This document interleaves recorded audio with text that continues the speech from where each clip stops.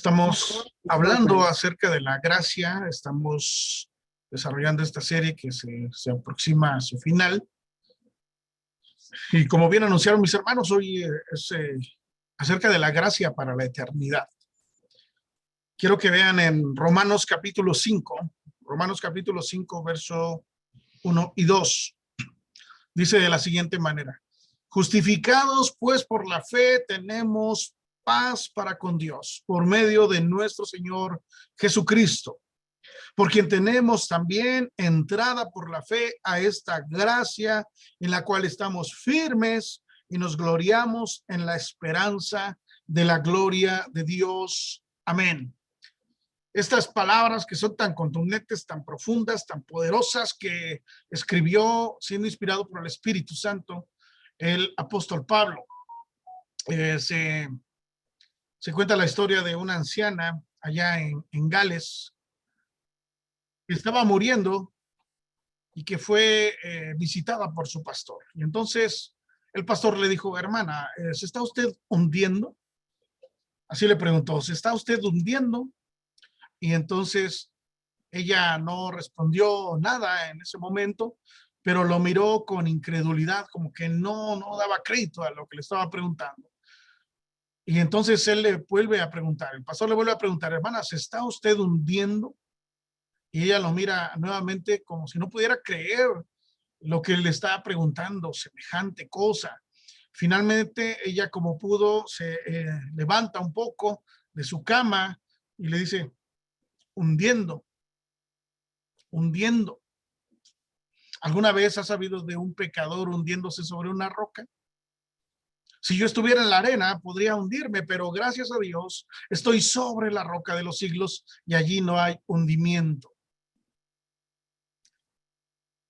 La gracia, hermanos, la gracia es ese regalo de sentir seguridad de que el futuro e incluso nuestra muerte van a resultar más espléndidos de lo que nos atreveríamos a imaginar. De tal manera que podemos sentirnos plenamente identificados con las palabras del apóstol Pablo. Para mí el vivir es Cristo y el morir es ganancia. Esas palabras tienen más eco en lo que estamos viviendo como familia. Para mí el vivir es Cristo, el morir es ganancia. No me aferro a mi vida, sino que considero que mi vida es un regalo de Dios. Y aún en mi muerte, el Señor sigue teniendo cuidado de mí.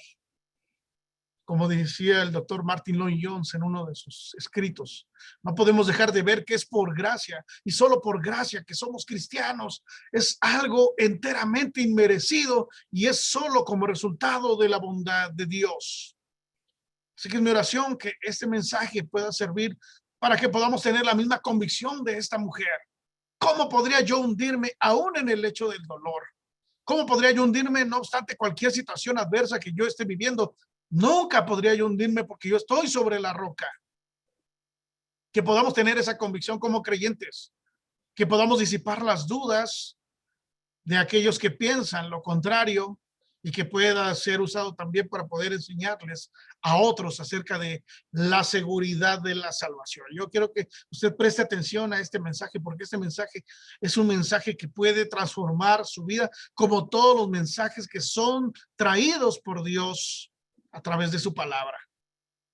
La seguridad de la salvación. Si yo le pregunto a usted en este momento, hermano, a los que están aquí en esta plataforma en Zoom, o los que están a través de Facebook, si yo les preguntara: ¿ustedes son salvos? ¿Están seguros que son salvos? ¿Están seguros que si murieran hoy estarán delante de la presencia del Señor cuando Él les llame por su nombre?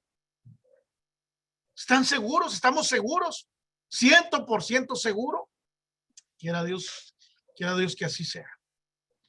Porque el tema de la seguridad de la salvación es un tema que ha causado mucha duda y mucha preocupación en muchos creyentes, porque se miran a sí mismos. Porque como cristianos suelen mirarse a sí mismos y ven sus acciones, ven la forma en cómo se están conduciendo y entonces ven sus faltas y ven sus pecados y ven la forma en cómo se conducen diariamente y entonces tienen incertidumbre de si Dios realmente los ha salvado o si Dios los ha abandonado o que quizás nunca han sido salvos. Y es por eso, y es por esa falta de seguridad que el creyente vive sin paz. Es por esa falta de seguridad que el creyente no puede experimentar lo que David llamaba el gozo de tu salvación, hablándole al Señor. Yo quiero sentir otra vez el gozo de tu salvación, decía en el Salmo 51, el gozo del Señor que se manifiesta. Y por eso muchos viven en constante derrota, en tristeza, en amargura, porque no alcanzan a vislumbrar lo que el Señor está haciendo a lo largo de la historia, de su propia historia. Y a lo largo de los años, este ha sido un tema que se ha debatido mucho en los círculos de la enseñanza de la palabra. Siempre ha habido aquellos también que han afirmado que usted puede perder su salvación. Y aquellos que han afirmado, por otro lado, que no pueden perderla. Y entonces ha habido esta batalla, ha habido este confrontamiento. El asunto de la seguridad eterna o lo que la Escritura puede llamar la perseverancia de los santos es que la persona que es salva lo es ahora y lo será para siempre. Eso es lo que vamos a meditar en estos momentos. Yo he estado hablando acerca de la gracia salvadora, diferentes mensajes y cómo esta gracia demanda una respuesta de nosotros y cómo esta gracia ha sido derramada en nuestra vida y cómo también debe ser derramada de parte nuestra hacia la vida de los demás. Esta enseñanza de la palabra es que la salvación que Cristo logró para su pueblo está asegurada, hermanos. Está asegurada porque su sacrificio fue hecho una sola vez y para siempre y fue hecho de manera perfecta, de tal forma que no hay posibilidad alguna ni la más mínima de que el creyente que ha puesto su fe en Jesús se pierda, sino que tenga más bien vida eterna. Todos aquellos por quienes Cristo murió, somos regenerados y somos preservados hasta el final. Podemos entonces afirmar que la salvación, hermanos, no se pierde, porque eso es lo que la Biblia enseña, de una y muchas maneras. A veces lo dice de manera explícita y en otras se entiende de manera implícita. Pero para aquellos que no comprenden esto, tienen dudas, tienen tribulaciones, tienen luchas en su propia persona y entonces pueden expresar algunas preguntas como las siguientes. Cuando yo les pregunto, como lo hice hace un momento, hermano, ¿tú crees que eres salvo? ¿Estás seguro de que eres salvo? Y dicen, pues no lo sé, hay días que siento que sí, hay otros días que siento que no. Y entonces pueden increpar a uno y decirle, ¿tú acaso eres Dios para saberlo? Nadie puede saberlo. Es que nadie puede saberlo. Es que es algo que solamente Dios conoce. Eso no se sabe en este tiempo, se sabrá hasta el tiempo del fin. Pero esta doctrina que dice que se puede perder la salvación, nos está diciendo entonces que la salvación es algo condicional, que esta salvación opera solamente cuando se cumplen con ciertas condiciones, sino para ganarla, sí para mantenerla. Entonces quiere decir que si Dios nos ha salvado y nosotros nos mantenemos con base en nuestras propias obras, buenas obras, quiere decir que podemos mantener la salvación, pero si no hacemos esto, entonces podemos perder nuestra salvación. Pero estamos hablando entonces de que la salvación es por obras y no por fe. Descansa en nuestras propias obras y no en lo que Cristo hizo en la cruz por nosotros. Si no tenemos ese estándar, entonces perdemos la salvación. Pero esto es una ironía. Es una ironía porque soy salvo por gracia, pero conservo mi salvación por obras. Entonces es una verdadera contradicción. El obispo de Liverpool, llamado J.C. Ryle, hablando acerca del tema de la seguridad de la salvación, hace ya varios años, Él decía, si los santos de Dios pueden ser echados fuera. Es un hecho curioso y sorprendente que la Biblia no nos haya ofrecido ningún solo ejemplo claro de ello. Es decir, que una persona haya sido salva por la fe en Jesús y que después haya sido sacada de esa salvación, echado fuera. No hay tal cosa en la Escritura y lo vamos a ver en estos momentos. Martín Lutero, a quien hemos conocido mucho por la Reforma Protestante, él estaba en algún momento de su vida confundido por esto mismo, porque él había escuchado que la salvación se obtenía por medio de las obras. No solo lo había escuchado, lo había creído y lo había defendido. Así lo había él enseñado, dando cátedra de teología allá en Alemania. Y la historia nos dice que él estaba un día en su oficina en Wittenberg, estaba leyendo la carta a los romanos y llegó al capítulo, al 1, versículo número 17, y él encontró esta frase: hermosa, hermosa a nuestros ojos, bellísima a nuestro corazón, mas el justo por la fe vivirá. Y fue como un shock tremendo en su vida, porque esa sola frase le removió todas sus creencias, todo su sistema de valores en torno a las obras. Se derrumbó, se vino abajo. Y entonces inició en su interior una obra extraordinaria por el Espíritu, un cambio en su pensamiento. Lutero dice que esa noche él no pudo dejar de pensar en ese pasaje: mas el justo por la fe vivirá. Y el Espíritu Santo obró entonces en él de una manera tal que no podía contenerse ante tal verdad. Él encontró un tesoro inmenso ante esta verdad que se iluminaba sus ojos al momento de él leer la carta a los romanos. Y entonces desechó todo lo que había aprendido en el catolicismo y que por tantos años había enseñado, y se dio cuenta que era contrario a la palabra de Dios. Y es que Dios establece que la salvación es algo que viene solo por su gracia. Y por eso es que nosotros no podemos ganarla, no por obras, para que nadie se gloríe. Por gracia somos salvos. Amén. Esa gracia de Dios solo puede ser obtenida de una sola manera: por la fe en Cristo Jesús. Si vemos brevemente Juan, por favor, capítulo 3, si gustan acompañarme, tienen ahí su escritura. En Juan capítulo 3, verso 36. Yo espero que usted sea hábil estudiando la palabra y ubique rápido los pasajes. De no ser así, le he recomendado en otras ocasiones que tome papel y pluma para anotar las citas. 3:36.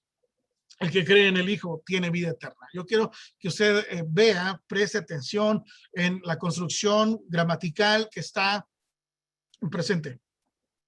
No dice el que cree en el Hijo tendrá vida eterna como si fuera algo que va a suceder en el futuro, o como si fuera una posibilidad. El que cree en el Hijo es probable que llegue a tener vida eterna. No, es una seguridad, hermanos. El que cree en el Hijo tiene vida eterna. Entonces, usted puede subrayar ahí en la escritura: tiene. El que cree en el Hijo tiene vida eterna. Pero el que se rehúsa a creer en el Hijo no verá la vida, sino que la ira de Dios está sobre él. Por eso Pablo dice que éramos por naturaleza hijos de ira, lo mismo que los demás, de la ira de Dios. Pero ahora está diciendo el Señor Jesús: el que cree en el Hijo tiene vida eterna. Tiene vida eterna. Ahora, Juan mismo, pero ahora en su primera carta, va a confirmar este entendimiento que Dios le dio a través de su Espíritu. En primera carta de Juan, capítulo 5, verso 1, dice: todo aquel que cree que Jesús es el Cristo es nacido de Dios. Todo aquel que cree que Jesús es el Cristo es nacido de Dios. Versículo 10. El que cree en el Hijo de Dios tiene el testimonio en sí mismo. El que no cree a Dios le ha hecho mentiroso, porque no ha creído en el testimonio que Dios ha dado acerca de su Hijo. Y este es el testimonio. Escuche, que Dios nos ha dado vida eterna.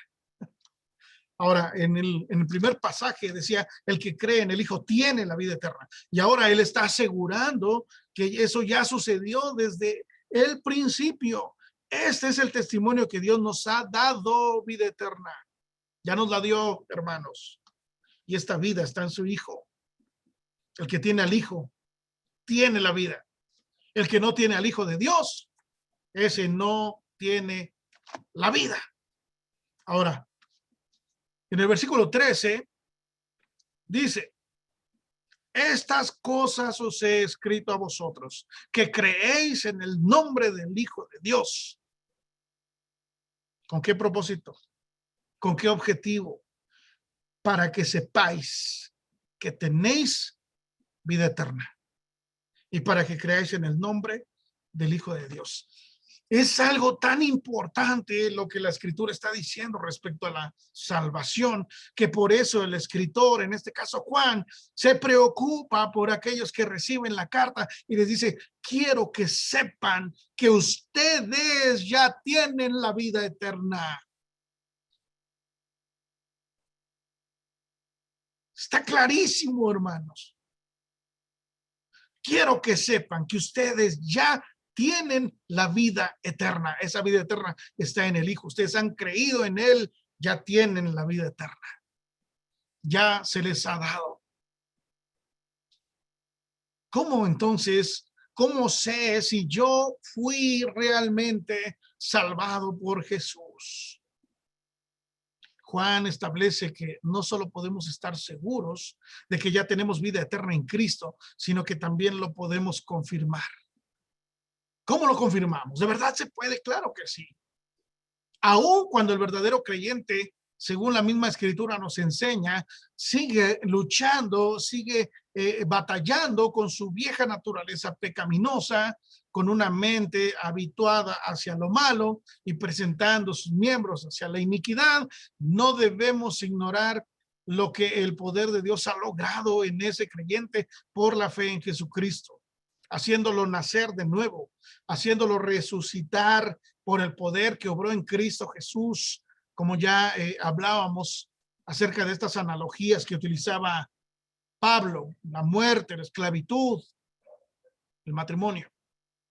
Cristo ha logrado libertar al creyente del poder del pecado por el poder del evangelio y por la morada de su espíritu en el creyente. Entonces, el creyente tiene o debiera tener la certeza de su salvación. La certeza. Aquí mismo en Primera de Juan, en el capítulo número 3, dice Juan, verso 1 y verso 2. Mirad cuál amor nos ha dado el Padre. Miren la clase de amor que el Padre nos ha dado. Contemplen este amor tan precioso, tan majestuoso que nos ha dado el Padre para que seamos llamados hijos de Dios. En alguna ocasión a Jesús se refirió a sus discípulos con estas palabras: ¿quién de ustedes, padres, siendo malo, dará cosas malas a sus hijos? ¿Que no le dan lo bueno? Aún siendo malos, ¿no le dan lo bueno a sus hijos? ¿Cuánto más nuestro Padre Celestial les dará el Espíritu a los que se lo piden? Esa figura del Padre no es un Padre que desecha, no es un Padre que aparta, no es un Padre que separa a su hijo. No, por el contrario, es un Padre que atrae a sus hijos. Y dice el texto, por esto el mundo no nos conoce. Por eso el mundo no nos conoce, porque no le conoció a Él. Amados, y vuelve a hacer otra afirmación de verdad para nosotros contundente. Ahora somos hijos de Dios. Amados, ahora somos hijos de Dios y aún no se ha manifestado lo que hemos de ser, pero sabemos que cuando Él se manifieste, seremos semejantes a Él, porque le veremos tal como Él es. El día de ayer yo escuché el canto Cara a Cara. Es un canto que a mí me gusta mucho, escrito por este español, Vidal, Marcos Vidal. y habla acerca de ese encuentro memorable de mirar cara a cara al Señor. Y yo quiero decirle que si usted ha puesto su fe en Jesús, usted puede tener la certeza de que mirará el rostro del Señor. La certeza, no la duda, no la incertidumbre, la certeza. Porque el texto dice, ahora somos hijos de Dios. No se ha manifestado la plenitud de la salvación en nuestra vida, que sería la parte de la glorificación. Pero sabemos que cuando Él se manifieste, seremos semejantes a Él. No hay en la Escritura un atisbo que nos haga pensar lo contrario. De hecho, es lo opuesto. Hay seguridad.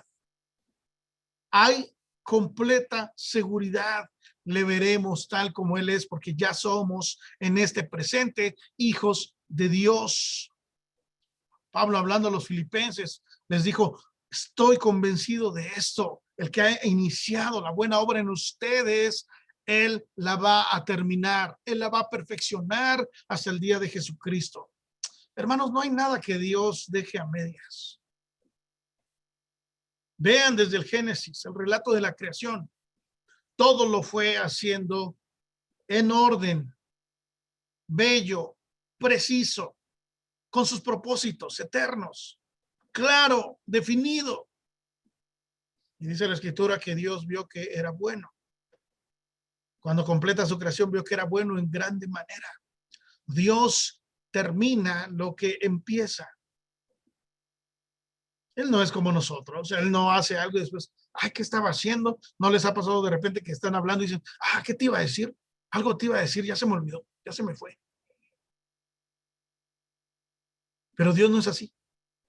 Dios cumple sus promesas. Y eso es muy importante tenerlo en consideración. Judas, en su carta breve pero muy poderosa, en el capítulo 1, que es el único que tiene, en el verso 24, dice, y aquel que es poderoso para guardaros sin caída. No que no nos caigamos en algún momento, no que nos resbalemos en algún momento o que cometamos algún pecado en algún momento, sino para una caída definitiva, una caída que nos deje fuera del lugar y que nos aparte de la presencia del Señor. Dice que Él es poderoso para guardarnos sin caída y presentarnos sin mancha delante de su gloria con gran alegría. Él es. Si bien el creyente arrastra su pecaminosidad que sale de su corazón, como ya mencioné hace un momento y está registrado en el Evangelio de Mateo, en el capítulo 15, por el poder de Cristo puede entonces aquí y ahora amar a Dios y amar a su prójimo para la gloria de Dios. Porque el que ha nacido de Dios ama a Dios y ama a los otros que han nacido de Él también. Y si me aman, dice Jesús, guardarán mis mandamientos. Guardar los mandamientos como amar al prójimo son evidencias claras y tangibles de que somos hijos de Dios. Como también lo contrario es evidente. ¿Cómo podríamos pensar que somos hijos de Dios si decimos yo amo a Dios y aborrezco a mi hermano? Entonces el texto dice que soy mentiroso. Pues el que no ama a su hermano, a quien ha visto, ¿cómo puede amar a Dios a quien no ha visto? Ahora yo quiero que regresemos a Romanos capítulo 5. El texto con el que iniciamos en Romanos capítulo 5.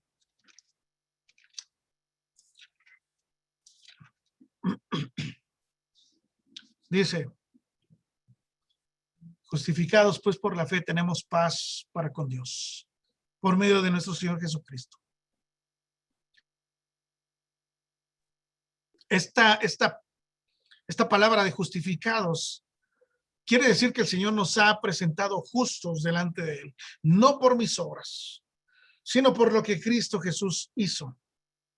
En una vida de obediencia, una vida de sujeción al Padre, una vida de humildad, Y en los méritos de Jesús, yo soy presentado justo delante de Dios, sin importar mi pasado, sin importar mi historia, lo que haya yo hecho. En Cristo Jesús yo soy presentado justo por los méritos de Cristo. Me puedo acercar a Dios, en quien no hay varianza, en quien no hay maldad. Puedo acercarme a Él en los méritos de Cristo. Yo ya soy justificado. Y eso se logró por la fe en Jesús. Y ahora yo tengo paz con Él. Antes yo era enemigo de Él. Antes yo estaba en contra de Él. Antes yo estaba destituido de la gloria de Dios, lejos de Él, ajeno a Él, a la vida de Él, a las promesas, a los pactos, al pueblo. Estaba yo sin esperanza y sin Dios en el mundo. Ahora he sido acercado a Él. Soy miembro de la familia de Dios. Soy parte del cuerpo de Cristo. Soy llamado a ser santo junto con todos los que hemos puesto nuestra fe en Jesús. Y ahora yo tengo paz con Él. He sido reconciliado con Dios. No es como algunos afirman, dicen, tienes paz para con Dios, vives bien, estás tranquilo, estás sosegado. No, no, no, no es eso. Al menos no en principio. Lo primero que está diciendo es que antes había una guerra entre mi espíritu y el espíritu de Dios. Esas palabras están en Génesis cuando dice, Señor, no contenderá mi espíritu con el espíritu del hombre. Él es carne. No vamos a estar peleando para siempre. El Señor proveyó en Cristo, gloria a Dios, un medio para que fuéramos justificados. Y por eso dice, justificados por la fe, tenemos paz para con Dios por medio de nuestro Señor Jesucristo, por quien también tenemos entrada por la fe a esta gracia, a la gracia inefable de nuestro Dios y Padre. Ahora nosotros estamos ya en Él, no solamente con Él, sino en Él. Dice el texto, estamos firmes.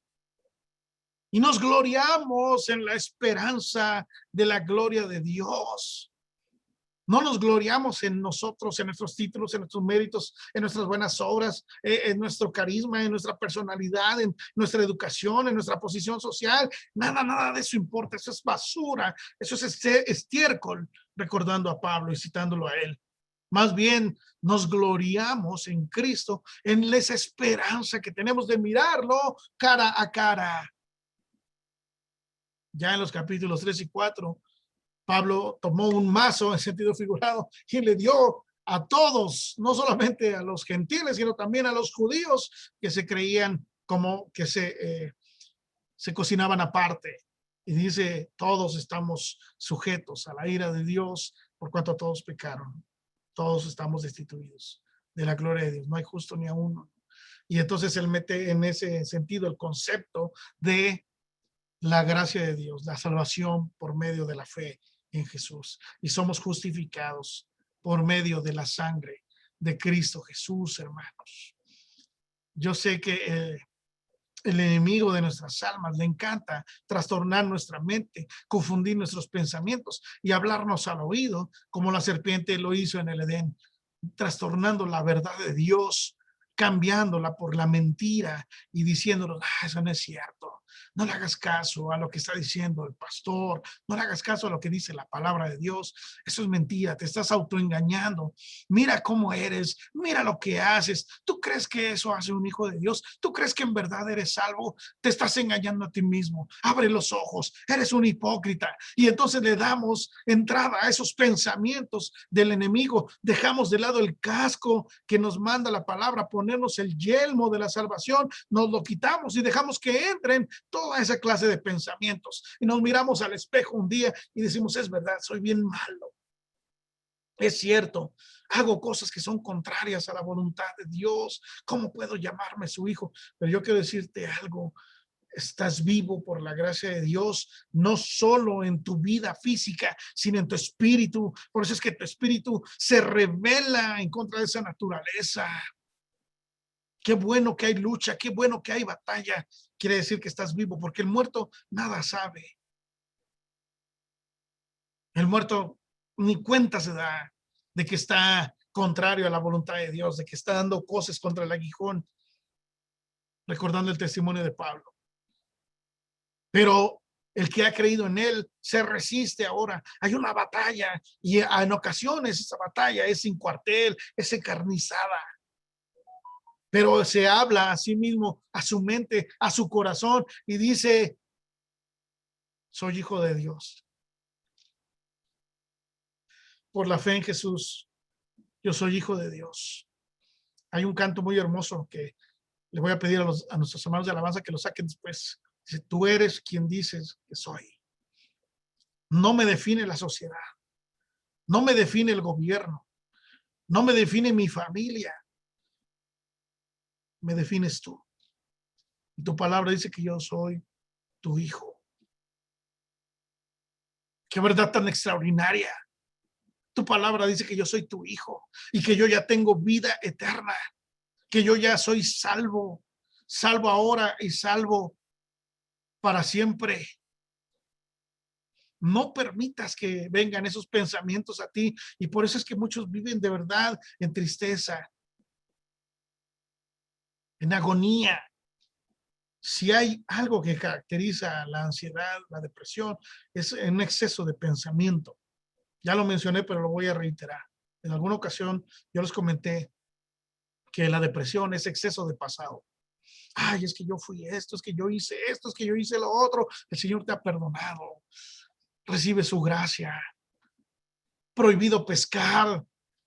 Esta ilustración me encanta porque el Señor llevó hasta lo más profundo de la mar nuestros pecados, y ahí va Suriel con su caña de pescar y otra vez los trae a la memoria, otra vez y otra vez lo vuelve a sacar. Y es que no, yo no creo haber sido perdonado porque yo hice esto, yo hice lo otro. Pablo dice, yo en un principio hice de todo, fui de lo peor, pero doy gracias a Dios porque él mostró en mí primero su clemencia, su misericordia. Prohibido pescar, hermano. Que está en Cristo, nueva criatura. Recíbelo, acéptalo, vívelo en gratitud a Dios. No permitas que esos pensamientos vengan a ti.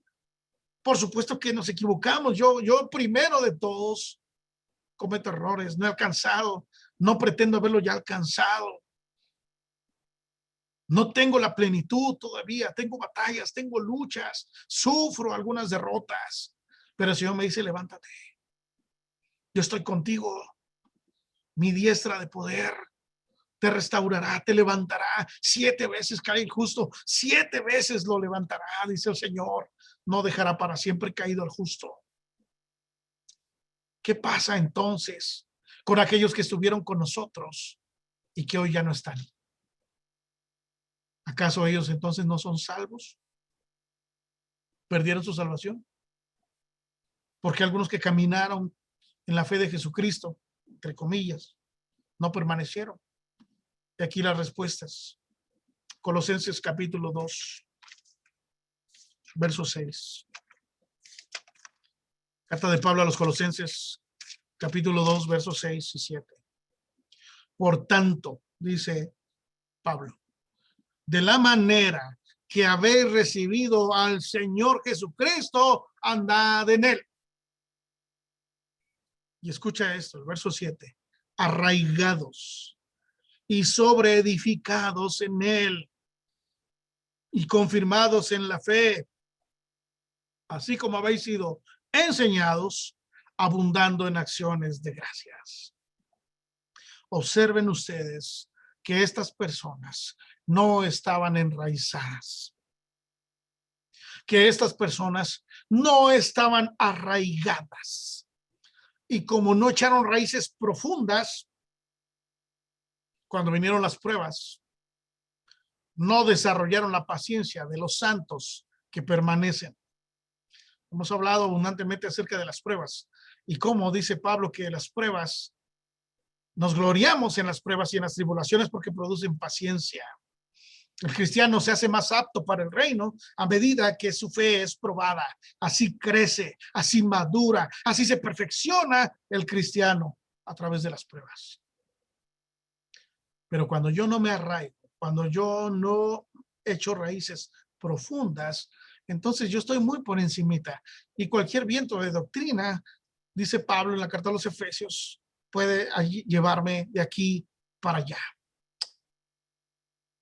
En la parábola del sembrador, en Marcos capítulo 4, se nos dice que la palabra del Señor no prosperó en algunos porque los afanes, las riquezas y los placeres de este siglo les ha hecho vivir vidas estériles, vidas vacías, vidas sin sentido, y como amaron más las riquezas que al Señor, se alejaron de él.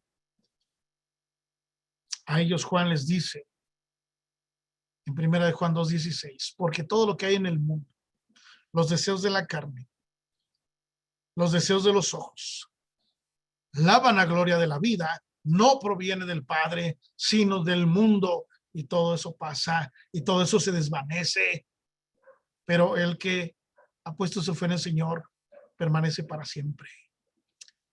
Jesús lo dijo en estas palabras.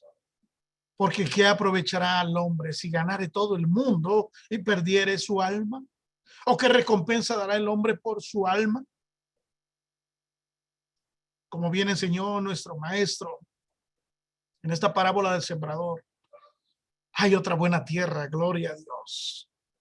Buena tierra que recibe la semilla, buena tierra que cree esta palabra, que la retiene, que persevera, que se aferra a ella, de tal manera que el creyente entonces no cree en vano, sino que cree para salvación. Así que gloria a Dios por el don precioso de la fe que nos ha sido dada en Cristo Jesús. No cabe entonces la menor duda que el que cree en Cristo, ese lleva fruto, y fruto abundante, fruto permanente. Dios nos enseña entonces desde la primera página de la Biblia hasta la última que dependemos enteramente de su gracia, como dijo el autor Bryan Chapell. Hebreos capítulo 10, verso 39.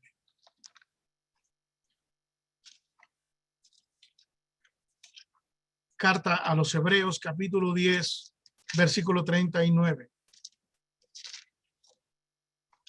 Pero nosotros no somos de los que retroceden para perdición, sino de los que tienen fe para preservación del alma. ¿De cuáles somos, hermanos? A las primeras de cambio, ante la prueba, ante la adversidad, ante la tribulación, ante la enfermedad, ante la muerte, ante la carencia. Somos de los primeros que decimos, no, no tiene sentido, no tiene propósito. Entonces, ¿dónde está nuestra raíz? Entonces, ¿cómo nos establecimos sobre la roca?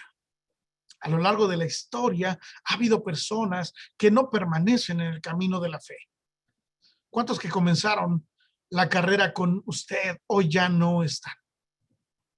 ¿Cuántos niños, cuántos adolescentes, cuántos jóvenes, cuántos adultos que militaron en la buena milicia, al tiempo se alejaron y ya nunca regresaron?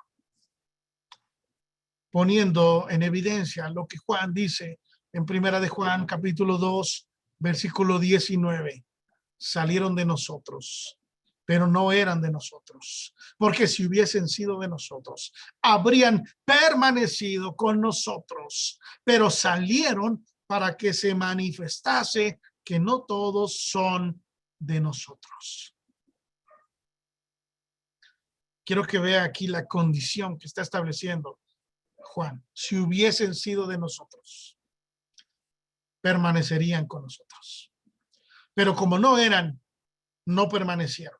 Y el hecho de que hayan salido, lo único que puso de manifiesto, lo único que puso en evidencia es que en verdad nunca fueron de nosotros.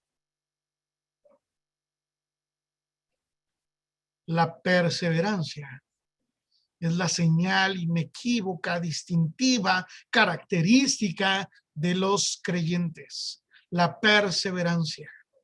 La perseverancia. Tales personas que abandonaron el camino, en realidad entonces creyeron en vano. Cuando Pablo le presentó el evangelio a los corintios, en el capítulo 15, les dijo estas palabras. Primero a los Corintios capítulo 15. Además, os declaro, hermanos, el evangelio que os he predicado, el cual también recibisteis, en el cual también perseveráis, por el cual asimismo, si retenéis la palabra que os he predicado, sois salvos, si no creísteis en vano. El evangelio se recibe, en el evangelio se persevera, el evangelio se retiene. De lo contrario, se creyó en vano. Tal persona nunca fue salva en realidad, puesto que no perseveró.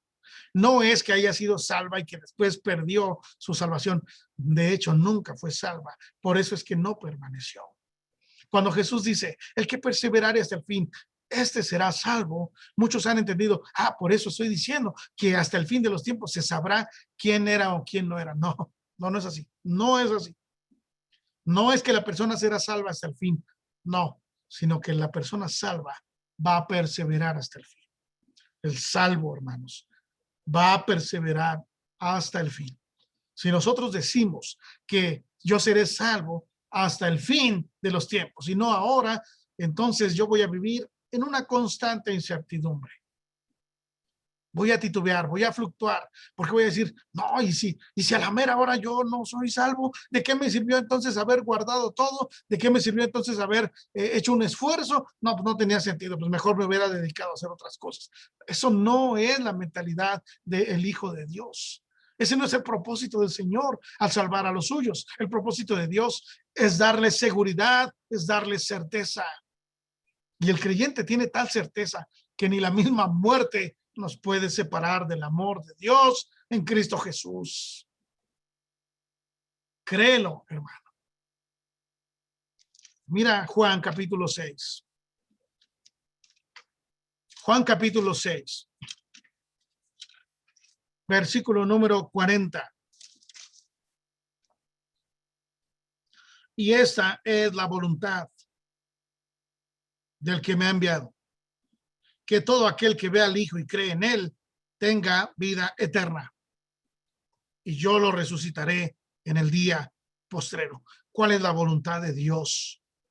Dios que ha enviado a su Hijo,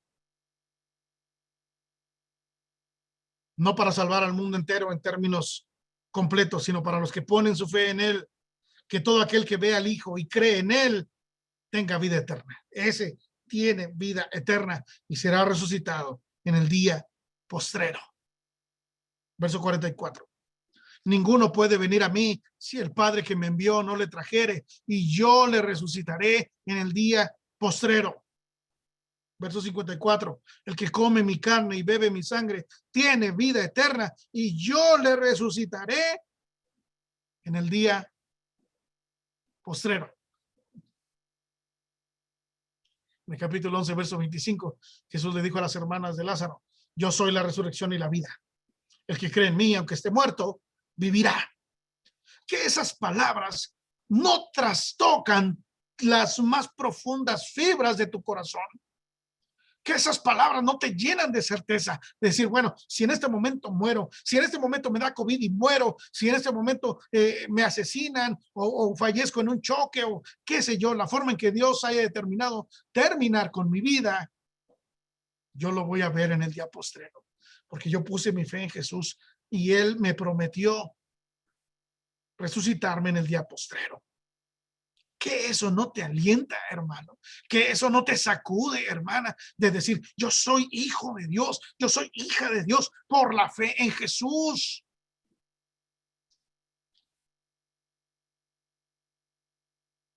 ¿Qué podrá separarme del amor de Dios en Cristo Jesús? Es la pregunta de Pablo en Romanos 8. Persecución, espada, hambre, muerte, ¿qué puede? No hay nada. Ni lo alto, ni lo profundo, ni en este siglo, ni en el porvenir. No hay nada, ni seres celestiales, no hay nada que pueda separarme del amor de Dios en Cristo Jesús.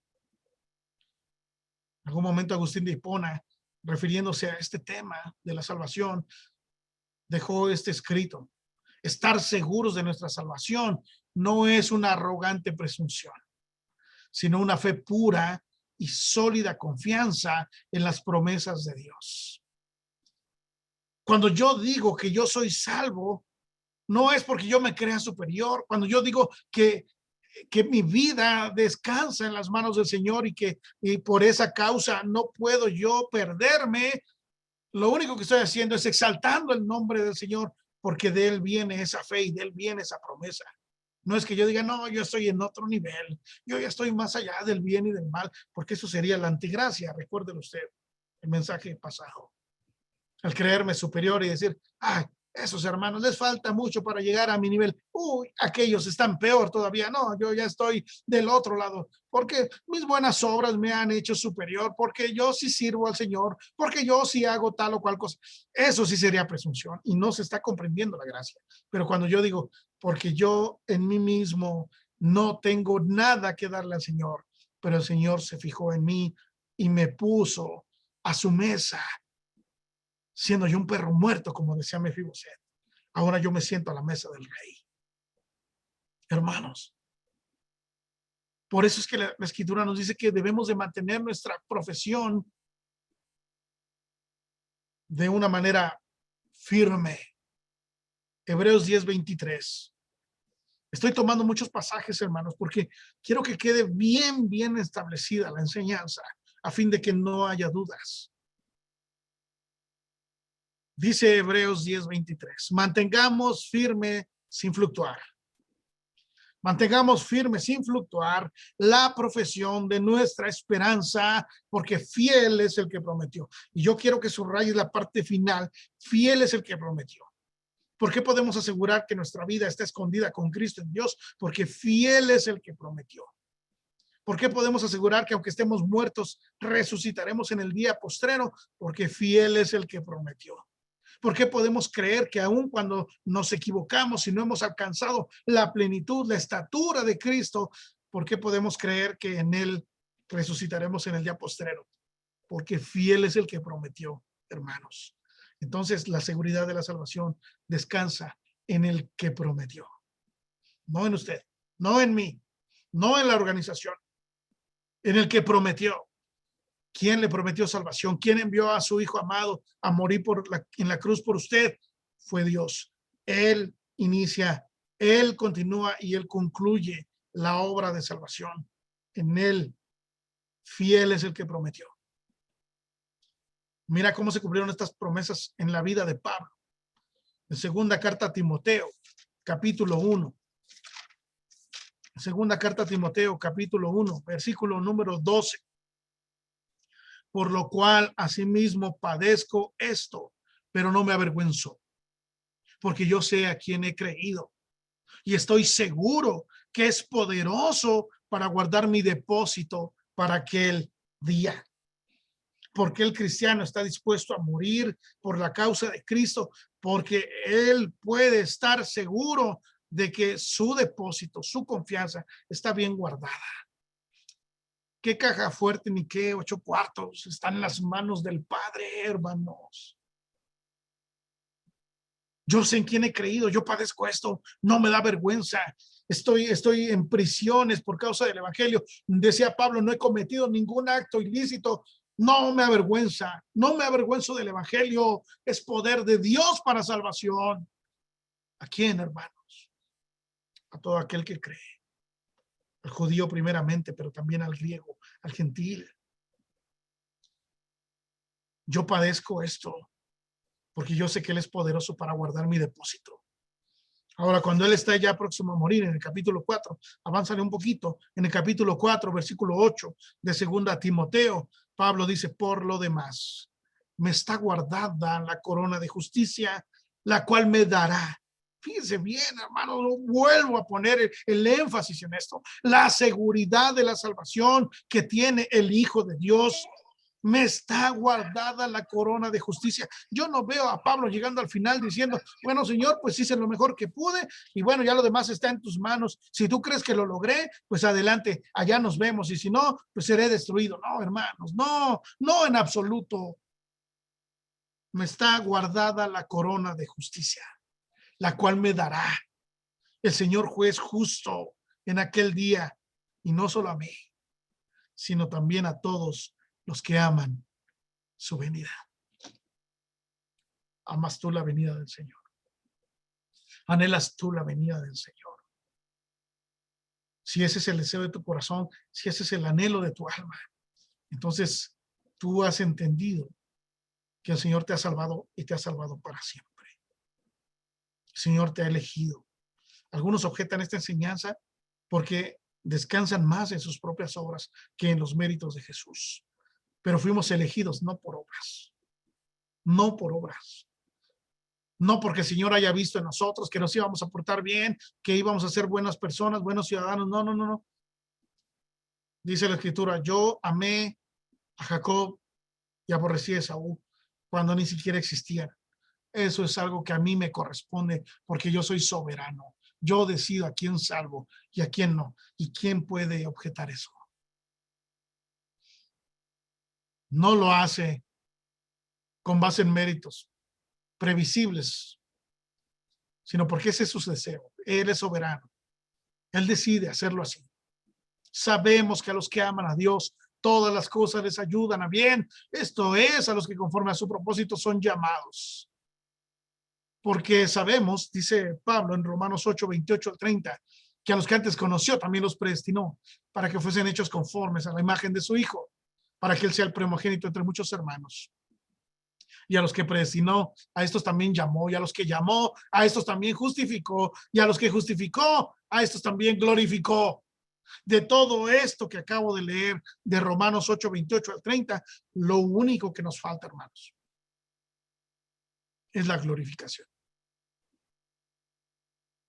El Señor ya nos predestinó, ya nos eligió, ya nos llamó, ya nos santificó, ya nos justificó. Lo único que falta es ser glorificados. Por eso dice Pablo, gemimos. Este tabernáculo se va desgastando, pero tenemos de Dios una morada celestial, un tabernáculo no hecho de manos.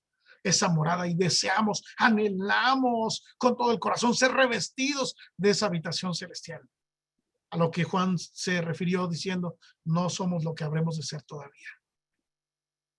Así que la elección de Dios entonces es un acto de parte suya, de bondad pura, de su soberanía benevolente, según nos escogió en él desde antes de la fundación del mundo, dice Efesios capítulo 1. No descuidemos entonces, hermanos, esta salvación tan grande a la que se refiere la Escritura.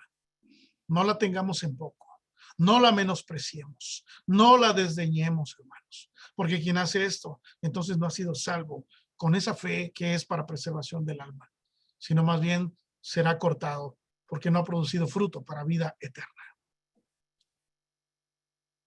Dice Romanos 11:29, irrevocables son los dones y el llamamiento de Dios. ¿Qué significa esto? Somos llamados por Dios de manera irrevocable. No hay vuelta atrás.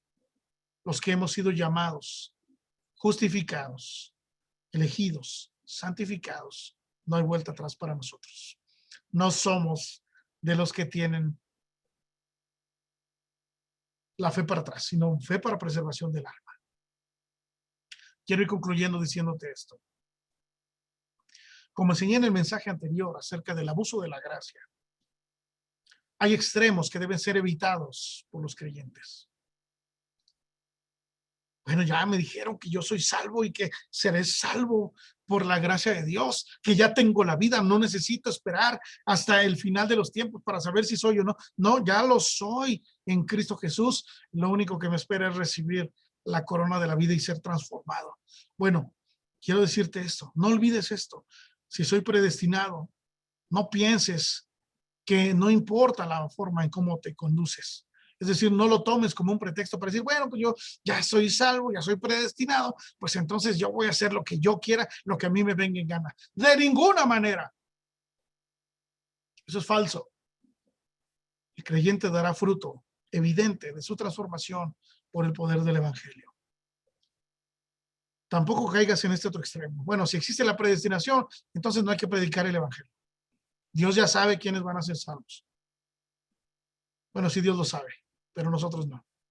Y a nosotros se nos ha demandado ir y predicar el evangelio a toda criatura. Así que no caigas en ese extremo tampoco.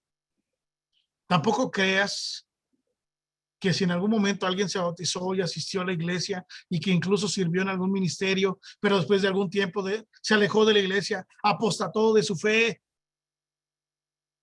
no creas que esa persona en realidad era salva.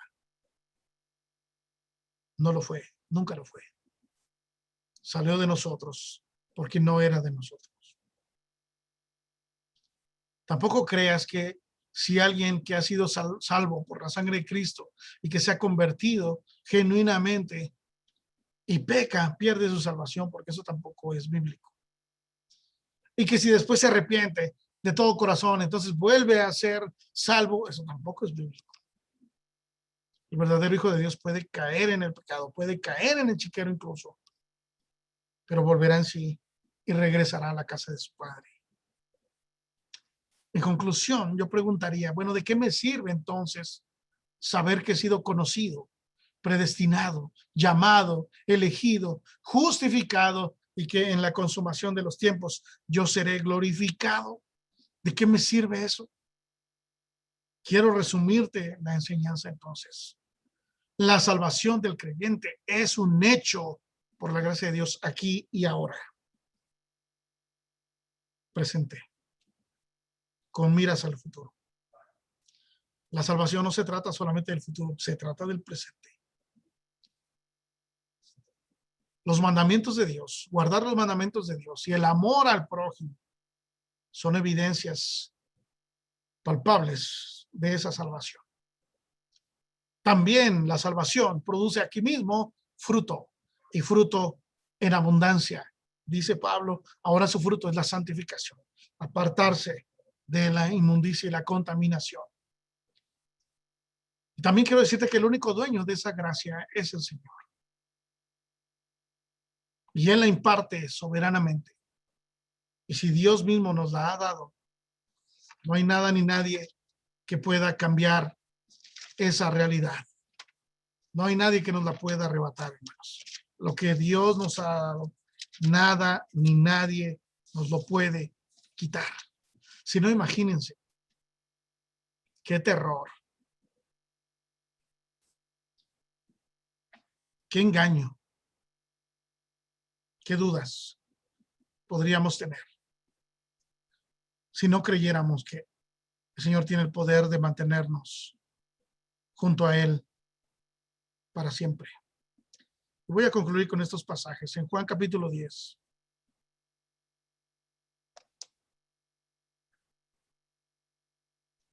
Juan capítulo 10. Dice así. Voy a leer desde el verso 25. Jesús está asumiéndose como el buen pastor.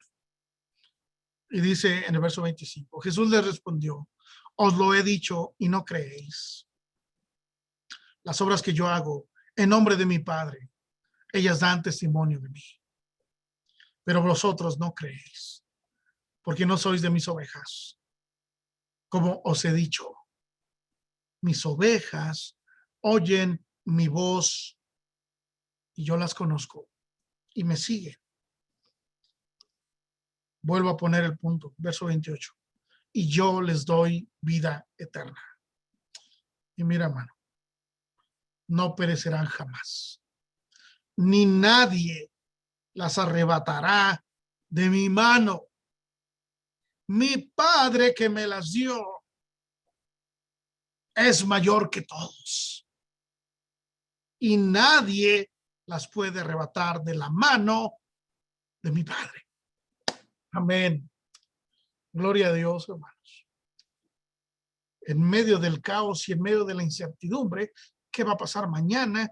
¿Qué sucederá con esto, con aquello? ¿Que si la tercera ola? ¿Que si la cuarta? ¿Que si la quinta? ¿Que si el COVID? ¿Que si las 450,000 mutaciones? ¿Que si esto? ¿Que si lo otro? ¿Que si el agua se va a acabar? ¿Que si el sol? ¿Que si lo que sea, hermanos? Podemos tener la plena certeza de que estamos en las manos del Señor y que no hay nada ni nadie que pueda quitarnos de ahí. El Padre es mayor que todos. Por gracia fuimos llamados. Por gracia somos mantenidos. Y por gracia terminaremos. Como dijo el pastor Miguel Núñez. Gloria a Dios por su palabra. Que Dios nos siga bendiciendo, que Dios nos siga iluminando. Bendito sea el Señor. Pasa a vosotros.